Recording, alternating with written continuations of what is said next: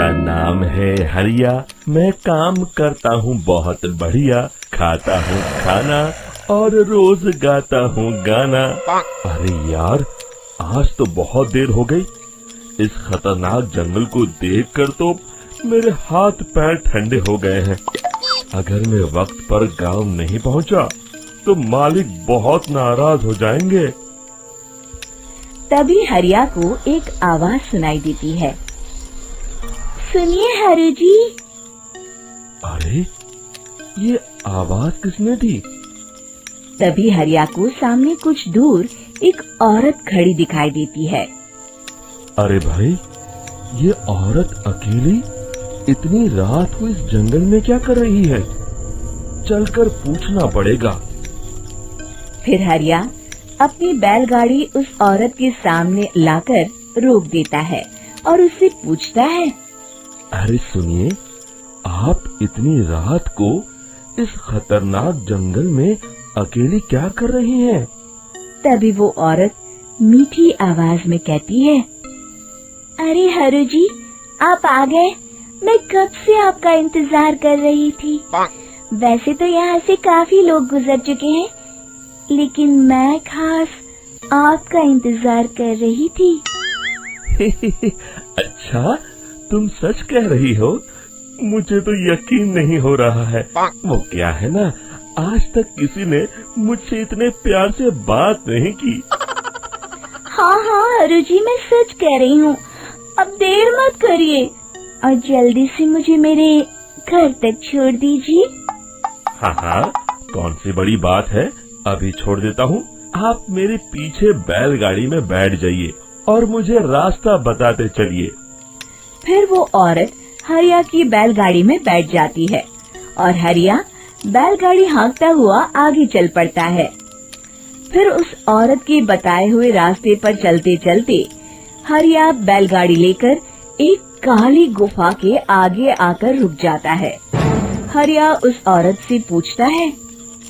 हाँ देवी जी, आपका घर कहाँ है? यहाँ तो एक गुफा के अलावा और कुछ नहीं है। तभी अचानक वो औरत हवा में उड़ने लगती है। देखते ही देखते उसका सुंदर रूप एक डरावनी चुड़ैल में बदल जाता है और वो जोर जोर से हंसती है। अरे तू तो एक नंबर का बेवकूफ निकला। तू तो बड़ी आसानी से मेरी बातों में आ गया। अरे मर गया रे, ये तो एक चुड़ैल है। हे भगवान बचा ले, ये तो बड़ी डरावनी दिखाई दे रही है। और फिर अगले ही पल हरिया की बैलगाड़ी में रखा सारा सामान हवा में उड़ता हुआ उस काली गुफा के अंदर चला जाता है और वो चुड़ैल भी उस गुफा के अंदर जाकर कहीं गायब हो जाती है।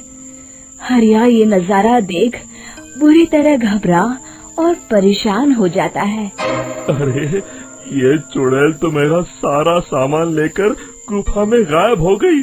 अब क्या होगा? अगर मैं गांव खाली हाथ गया तो मालिक मेरी अच्छी खबर लेंगे। मेरी इस बात का कोई यकीन भी नहीं करेगा। फिर आखिर वही हुआ। हरिया के मालिक चंपक सेठ को हरिया की किसी भी बात पर रत्ती भर भी यकीन नहीं हुआ। चंपक सेठ को लगा हरिया झूठ बोल रहा है और उसने ही लालच में आकर सारा सामान हड़प कर लिया है। फिर हरिया को बेईमान समझकर चंपक सेठ उसे काम से निकाल देता है। अगले दिन अपनी दुकान में परेशान बैठा चंपक सेठ गुस्से में बड़बड़ाता है। अरे, दुकान में तो सामान बिल्कुल भी नहीं है। अब मुझे ही शहर जाकर सामान लाना होगा। फिर वो अपनी बैलगाड़ी लेकर शहर चला जाता है।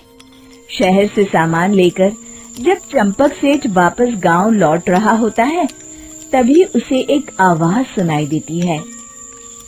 चंपक जी, ओ चंपक जी। अरे, ये तो कोई मेरा नाम लेकर मुझे पुकार रहा है। फिर उस रास्ते में वही औरत खड़ी दिखाई देती है। फिर क्या था, हरिया की तरह चंपक सेठ भी उस औरत के पास अपनी बैलगाड़ी लेकर जाता है और वो भी उसकी चिकनी चुपड़ी बातों के मुंह जाल में फंस जाता है। फिर चुड़ैल उसे भी अपनी गुफा तक ले जाती है और उसका सारा सामान लेकर गुफा में गायब हो जाती है। बेचारा चंपक सेठ लाचार होकर खाली हाथ गांव लौट आता है। फिर ये उस जंगल में रोज की बात हो जाती है।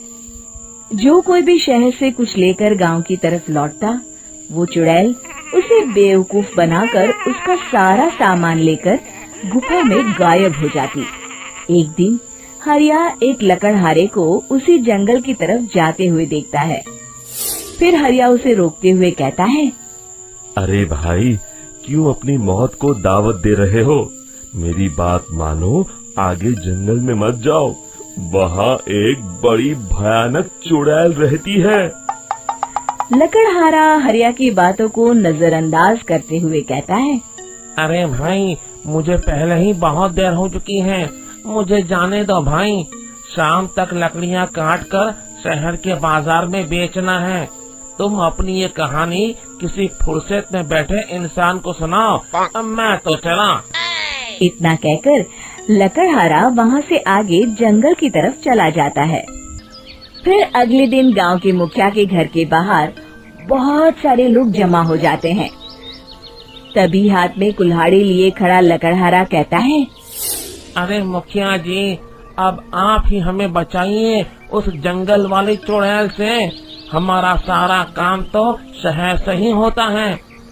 अरे मुखिया जी, उस चुड़ैल की वजह से तो मैं पूरी तरह बर्बाद हो गया हूँ। हम सबको मिलकर उस चुड़ैल का कोई इलाज करना पड़ेगा। तभी भीड़ में खड़ा वीरा कहता है, आप लोग चिंता मत करिए, कल से वो चुड़ैल किसी को नहीं लूट पाएगी। मेरे पास एक बहुत अच्छी तरकीब है। तभी चंपक सेठ उसका मजाक उड़ाते हुए कहता है, अरे तेरा नाम वीरा है तो क्या हुआ? तूने अभी उस चुड़ैल को देखा नहीं है? जाकर अपना काम कर, बड़ा आया। तब मुखिया जी कहते हैं, नहीं नहीं चंपक सेठ, मुझे लगता है हमें इस लड़के को एक मौका देना चाहिए।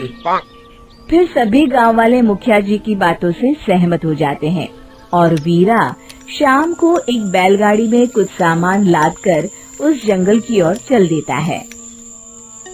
वीरा, ओ वीरा, कहाँ जा रहा है? तभी वीरा मुड़ के देखता है, वही चुड़ैल एक औरत के रूप में खड़ी है। अरे बहन जी, मैं आपको ही ढूंढ रहा था। देखिए, मैं आपके लिए क्या लाया हूँ। अरे वाह, तो खुद मेरे लिए इतना सामान लाया है। तू ही अकेला गांव में समझदार है। जरा देखो, मैं भी खोल के, बड़े भूख लगी है।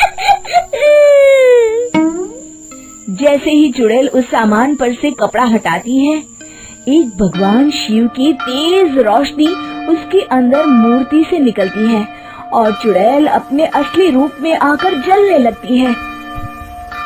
अरे मैं जल रही हूँ, बचाओ! बचाओ! ओम नमः शिवाय, मर गई मैं! देखते ही देखते वो चुड़ैल राख के साथ उड़ जाती है और सभी गांव वाले भी वहां जाते हैं। शिक्षा बुराई पे सदा अच्छाई की ही जीत होती है।